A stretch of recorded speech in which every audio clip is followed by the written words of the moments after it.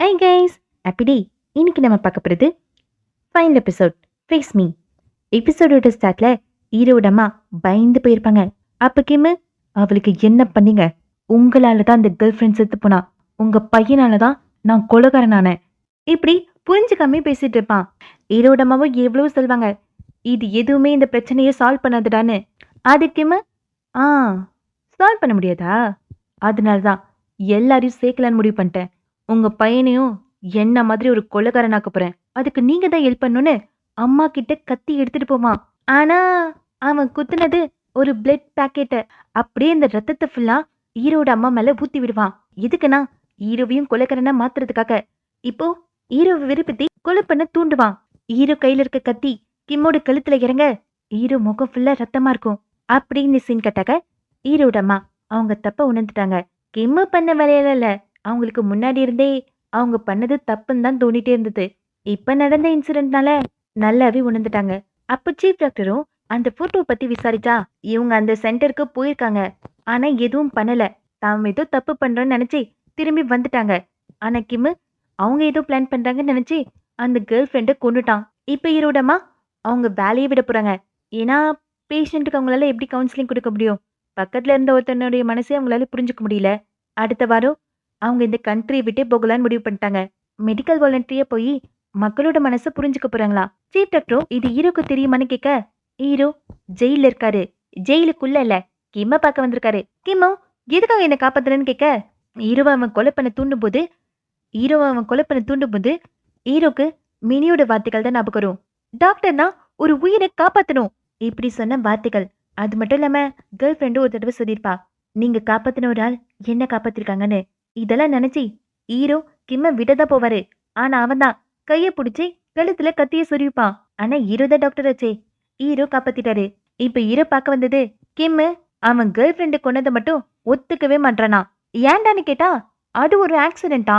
இனிமே எனக்கு உன்னை பார்க்க வேணான்னு கிம்ம போக, அப்ப ஹீரோ தடுத்து அது ஆக்சிடென்ட் இல்லைன்னு போட்டோவை கட்டுவாரு. அந்த கேர்ள் ஃப்ரெண்டோட கழுத்துல காயங்கள் இருக்கும், 2 விரல் பதிஞ்ச மார்க் இருக்கும். ஹீரோனும் அதே ரிப்போர்ட்டை தான் டீம் லீடர் கிட்ட எடுத்துட்டு போய் காட்டுவாங்க. கேர்ள் ஃப்ரெண்ட் இறந்ததுக்கான காரணம் கத்தி குத்து இல்ல, கழுத்தை நெரிச்சதுனால. இந்த ரிப்போர்ட்டை ஏன் மறைச்சிங்கன்னு கேட்டா அவருக்கு தெரியாதான். அதுக்கப்புறம் ஹீரோயின் போட்டோ காட்டுவாங்க. கழுத்துல 2 விரலோட ஃபிங்கர் பிரிண்ட் இருக்கும். கண்டிப்பா என்னோட அண்ணனோட ஃபிங்கர் பிரிண்டோட நீங்க கம்பேர் பண்ணிருப்பீங்க. அது மேட்ச் இருக்காது. அப்பவும் நீங்க ஏன் உங்க தப்ப கரெக்ட் பண்ணலன்னு கேட்டா, அந்த அளவுக்கு இவரு ப்ரமோஷன் மேல ஆசை வச்சுட்டாரு. குற்றவாளி அவன் இல்லைன்னு தெரிஞ்சும் தண்டனையை வாங்கி கொடுத்துருக்காரு. எங்க கிம்ம கிட்ட இரவும் உண்மையெல்லாம் சொல்ல, அன்னைக்கு கேர்ள் ஃப்ரெண்டோடைய மண்டையில அடிபட்ட உடனே அவ உயிரோடு தான் இருப்பா. அவ டிஃபெண்ட் பண்ற சுச்சுவேஷன்ல இல்லாத போதுதான் கிம்மு கழுத்தை நெரிச்சு கொன்றுப்பான். அவன் கேர்ள் ஃப்ரெண்ட கொல்றதா நினைச்சு கொல்லல, ஹீரோவை கொல்றதா நினைச்சுதான் கொன்றுப்பான். இப்ப இரவும் நீ அவளை கொல்ல, நீ கொன்னது என்ன, கரெக்டா? என் பிரெயின் அந்த மெமரியை பிளாக் பண்ணதுக்கான காரணம் நான் மத்தவங்க உயிரை காப்பாத்திட்டேன். ஆனா என்னோட கேர்ளோட உயிரை என்னால பாதுகாக்க முடியல. என் பிரதர் மாதிரி நினைச்ச ஃப்ரெண்டு என் உமனையே கொன்னுட்டான். ஆனா நீ சொல்லு, அந்த நாளை நான் மட்டுமா இக்னோர் பண்றேன், நீ பண்ணலையேன்னு கேட்க கிம்மு கோவப்பட்டு வாய முடி சொல்லி கத்துவான். ஹீரோ அதுக்கப்புறம் வெளியே வந்துருவாரு. இப்ப ஹீரோயின் அண்ணாவோட கேஸ் நடக்கும். இந்த 7 வருஷ தண்டனைய ஹீரோயின் அண்ணா தான் சரியான பாதையில போகாததுனால கிடைச்ச தண்டனையா ஏத்துப்பாரு. ஆனா இப்போ உண்மையெல்லாம் வெளியே வந்ததுனால ஹீரோயின் அண்ணாவை ரிலீஸ் பண்ணிட்டாங்க. சந்தோஷமா ஃபேமிலி டின்னர் போலான்னு பிளான் பண்ணிட்டே வெளியே வர ஹீரோ நிப்பாரு. ஹீரோவும் சரி, ஹீரோயினோட அண்ணாவும் சரி, 2 பேரும் அமைதியாவே நிக்க, அதனால ஹீரோயின் அம்மாவை கூப்பிட்டு வெளியே போயிடுவாங்க. ஹீரோ சாரி கேட்பாரு. தன்னாலதான் ஹீரோயின் அண்ணா 7 வருஷமா ஜெயில இருந்திருக்காரு. நல்லா பவ் பண்ணி ஹீரோவும் சாரி கேட்க ஹீரோயின் அண்ணாவும் ஏத்துப்பாரு. ஏன்னா அவருக்கும் தெரியும் ஹீரோ மேல எந்த தப்பும் இல்லைன்னு. அதுக்கப்புறமா ஹீரோ லாயர் ஃப்ரெண்டுக்காக வெயிட் பண்ணிட்டு இருப்பாரு. லாயர் ஃப்ரெண்டு கிட்ட நீ ஓகேவானு கேட்க, லாயர் ஃப்ரெண்டும் இல்லனா என்ன பண்ண போற, அதுக்கு ஹீரோ உன் போனை சுவிச் ஆஃப் பண்ணாத, ரீச் பண்ண முடியாத பிளேஸ்க்கு போகாத, இது என்னோட ரெக்வஸ்ட்னு சொல்ல, அதுக்கு லாயரும் சரி இனிமே எனக்கு ஏதாவது நடந்துச்சுன்னா நீ ஓடி வந்துடணும், ஏன்னா எனக்கு இப்ப நீ தான் இருக்க, இது என்னோட ரெக்வஸ்ட்னு சொல்ல ஹீரோவும் லைட்டா ஸ்மைல் பண்ணுவாரு. இப்பதான் ஹீரோ சிரிக்கவே ஆரம்பிச்சிருக்காரு. இங்க கிம்முக்கு ஹீரோ சொன்னதுல மைண்ட்ல ஓடிட்டே இருக்கும். அவனுக்கும் ஞாபகம் வருது, அன்னைக்கு கேர்ள் ஃப்ரெண்டு ஹீரோக்கு கால் பண்ண உடனே இவனுக்கு செம கோவம் வந்துடும். கிம்மும் கேர்ள் ஃப்ரெண்ட் கிட்ட ஏன் ஹீரோ ஏன் நான் இல்லைன்னு கேட்க, அதுக்காக நான் ஹீரோவை லவ் பண்றேன், அதுக்காக நீ நல்லவ இல்லைன்னு அர்த்தம் இல்ல அப்படின்னு சொல்ல இவனால ஏத்துக்க முடியல. அப்போ இப்பவும் நான் இல்ல செத்து போன்னு சொல்லி கழுத்து நெருக்க ஆரம்பிச்சிருப்பான். இது எல்லாத்துக்கும் காரணம் கிம்மோட இன்ஃபியாரிட்டி காம்ப்ளெக்ஸ். அவன் ஹீரோவோட கேர்ள் ஃப்ரெண்ட் கிட்ட தான் தான் பெஸ்ட்னு காட்ட நினைச்சிருப்பான். மினியோட அப்பா கிட்ட ஹீரோ நோ சொன்ன சர்ஜரிய தான் பண்ணி தான் பெஸ்ட்னு காட்ட நினைச்சிருப்பான். இப்போ அந்த ஆப்பனுடைய சர்ஜரி பண்ணணும்னு அனுப்பிச்சதுக்கான காரணமும் அதேதான். உண்மையில நமக்கு வந்து கிமோ நான் இல்லைன்னு சொல்லி பயங்கர ஆக்ரோஷமா நடந்துப்பான். மென்டலா அஃபெக்ட் ஆயிருக்கான். ஹீரோவும் தன்னோட கேர்ள் ஃப்ரெண்டை பக்கத்துக்கு போக அங்க ஹீரோயின் வருவாங்க. ஹீரோ பார்த்தோன்னே ஹீரோயின் ஓடதான் பார்ப்பாங்க. ஆனா ஹீரோ பிடிச்சிருவாரு. எதுக்காக ஹீரோயின் வருவாங்கன்னா 7 வருஷத்துக்கு முன்னாடி ஹீரோயின் அவங்க அண்ணா தான் கொலை பண்ணதா நினைச்சு சாரி கேட்கறதுக்காக இந்த மெமரியல் பிளேஸ்க்கு வருவாங்க. அதுதான் இப்ப ஹீரோனால பண்ண முடிய ஒரு விஷயம். ஹீரோவும் எப்படி உன்னால அந்த சுச்சுவேஷன்லயும் உன்னால பெஸ்டான முடிவு எடுக்க முடியும்னு கேட்க என்னால அது முடியாதுன்னு சொல்ல அதுக்கு ஹீரோயின் நீங்க தான் பெஸ்டான சாய்ஸ் எடுத்திருக்கீங்களே 7 வருஷத்துக்கு முன்னாடி பிளாஸ்டிக் சர்ஜனா மாறி இருக்கீங்க. அதனால நிறைய பேரோட லைஃபை ஹீல் பண்ணிருக்கீங்க அப்படின்னு சொல்ல ஹீரோவும் ஸ்மைல் பண்ணுவாரு. அதை பார்த்து ஹீரோனும் ரொம்ப நாள் ஆச்சுல இந்த சிரிப்பை பார்க்கறதுக்கு ரொம்ப நாள் ஆச்சு. இது என்ன பெரிய விஷயமான ஹீரோ கேட்க உங்க பேஷண்ட்டை நினைச்சு நீங்க கேர் பண்ணுவீங்க. ஆனா வெளியே இல்லாத மாதிரி காட்டிப்பீங்க. அதுக்கான காரணம் உங்க பேஷண்ட் கிட்ட இருந்து டிஸ்டன்ஸ் மெயின்டைன் பண்றதுக்கு தானே. ஏன்னா உங்க கேர்ள் ஃப்ரெண்டால உங்களுக்கு கில்ட்டு எமோஷன் பேஷனு எல்லாத்தையும் கீழே எடுத்துட்டு வந்துட்டீங்க. நம்ம நேசிக்கிறவங்களுக்கு நம்ம கொடுக்குற கடைசி ரெஸ்பெக்ட் என்ன தெரியுமா? நம்மளோட லைஃபை முழுமையா வாழ்றது அப்படின்னு சொல்ல ஹீரோ இப்ப நாங்க என்ன பண்ணணும்னு கேட்பாரு. ஹீரோயின் ஹாஸ்பிட்டல்ல ஓபன் பண்ண சொல்லுவாங்க. ஆனா ஹீரோ ஹாஸ்பிட்டல்ல க்ளோஸ் பண்ணல. க்ளோஸ் பண்ணதே சீஃப் டாக்டர் ஒரு நல்ல அக்கோஷனுக்காக வெயிட் பண்ணிட்டு இருக்காராம் ஓபன் பண்ண. இதே மாதிரி என் லைஃப்லயும் ஒரு பர்சன் இருக்காங்கன்னு ஹீரோயின் சொல்ல யாருன்னா ஹீரோனோட அண்ணா. அவரு எக்ஸாமுக்கு ப்ரிப்பேர் பண்ணிட்டு இருக்காரா. பாஸ் பண்ணா ஹீரோ ட்ரீட் வைக்கதான் சொல்வாரு. ஹீரோனும் இதை நான் அண்ணா கிட்டன்னு சொல்றேன்னு சொல்லி பாய் சொல்லிட்டு போக ஹீரோ தேங்க்ஸ் சொல்வாரு. கேஸை சால்வ் பண்ணதுக்காகவும் ஹீரோவை நம்பினதுக்காகவும். ஹீரோனும் அதான் என் வேலை. ஆனா தேங்க்ஸ்ன்னு கேட்கும்போது கொஞ்சம் ப்ரௌடா ஃபீல் ஆகுது. நம்ம ஒரு கேஸ் இன்வெஸ்டிகேட் பண்றோம்னா அதுக்கு 2 காரணம் இருக்கு. ஒன்று கிரிமினலை பனிஷ் பண்றதுக்கு, இன்னொன்று விக்டமை ரெக்கவர் பண்றதுக்கு. அந்த ரெக்கவரிய இப்ப நான் பாக்குறேன்னு ஹீரோன்னு சொல்லிட்டு போக ஹீரோவும் லைட்டா ஸ்மைல் பண்ணுவாரு. ஹீரோடமா பேக்கப்லாம் பண்ணிட்டு சொல்லாமலே போகலான்னு பார்க்க ஹீரோ சொல்லாமலே போக போறீங்களான்னு வெளியே நிப்பாரு. அதுக்கப்புறம் ஹீரோ பிக்கப் பண்ணிட்டு போவாரு. ஹீரோட அம்மாவும் ஹாஸ்பிட்டலை ஓப்பன் பண்ண போறீங்கன்னு கேள்விப்பட்டேன். நீ பிஸியா தானே இருப்ப, ஏன் இங்க வந்தேன்னு கேட்க அதுக்கு ஹீரோ போறதுக்கு முன்னாடி உன் ஃபேஸை பார்க்கறதுல எனக்கு சந்தோஷம், இதை தானே சொல்ல வரீங்க அப்படின்னு சொல்ல ஹீரோட அம்மாவும் ஆமான்னு சொல்லுவாங்க. 7 வருஷத்துக்கு முன்னாடி இந்த அம்மாக்கு தன் பையனோட பெயின்ஃபுல்லான மெமரிஸை மறைக்கிறது தான் பெஸ்ட் சாய்ஸ், அதனால தானே அப்படி பண்ணீங்கன்னு கேட்க ஹீரோட அம்மாவும் ஆமான்னு சொல்லுவாங்க. அப்படி ஹீரோட அம்மா மறைச்சதுனால தான் ஹீரோ தான் அம்மாவை திட்டிட்டது லைஃபை வாழ்ந்திருக்காரு. அப்படி ஒரு வேலை ஹீரோமா மறைக்கலனா அன்னைக்கு என்ன நடந்ததுன்னு யோசிச்சு தன்னை தானே காயப்படுத்திருப்பாரு. இருந்தாலும் அன்னைக்கு நான் செஞ்சது தப்பு தானே, என்னை திட்டிக்கோன்னு ஹீரோட அம்மா சொல்ல அதுக்கு ஹீரோ நான் ஏன் இப்படி இருக்கேன்னு எனக்கு இப்பதான் தெரியுது. நான் உங்களை மாதிரி இருக்கேன், உங்களை நீங்களே பேம் பண்ணிக்காதீங்க இப்படி சொல்ல ஹீரோட அம்மாக்கே செம்ம ஷாக்கா இருக்கும். என் பையனா இப்படி பேசுறதுன்னு. அப்ப ஹீரோ தம்மாவுடைய கையை பிடிச்சி ரொம்ப நாள் தள்ளி இருக்காதீங்க அப்படின்னு சொல்ல ஹீரோ தம்மாவை மன்னிச்சிட்டாரு. இப்போ பிளாஸ்டிக் சர்ஜரி பத்தி இன்டர்வியூ பண்ணுவாங்க. ஒவ்வொருத்தருக்கும் ஒரு எண்ணம் இருக்கும். ஒரு சிலர் பேரு பிளாஸ்டிக் சர்ஜரினால தாலக்கானு சொல்லுவாங்க. பிளாஸ்டிக் சர்ஜரின்றது ஆஸ்திரேல மாத்திர மாதிரி தான். இப்படி ஒவ்வொருத்தருக்கும் ஒவ்வொரு எண்ணம் இருக்கும். அந்த மாடல் பண்ணி என்ன சொல்வேன்னா பிளாஸ்டிக் சர்ஜரின்றது ஒரு ப்ரொசீஜர். தங்களோட கரண்ட் ஸ்டேட்டை பெட்டரா மாத்துறது. இவ்வளோ மாதிரி இருக்க கிரைம் விக்டிமுக்கெல்லாம் அவங்களோட லைஃபை ரீஸ்டோர் பண்ணி கொடுக்கறது. கண்டிப்பா தழும்பு இருக்கும், ஆனா லைஃப் பெட்டரா மாதிரி இருக்கும். இந்த இன்டர்வியூல எதுக்காக எடுத்திருக்காங்கன்னா சீஃப் டாக்டர் பிரசன்டேஷனுக்காக. முன்னாடி அவங்களோட கோல் பேஷண்ட்டை அழகா மாத்துறது. இப்போ அவங்களோட கோல் பேஷண்ட்டை ஹீல் பண்றது. கிரைம் விக்டிம்ஸை ஹீல் பண்றது தான் அவங்களோட கோல்.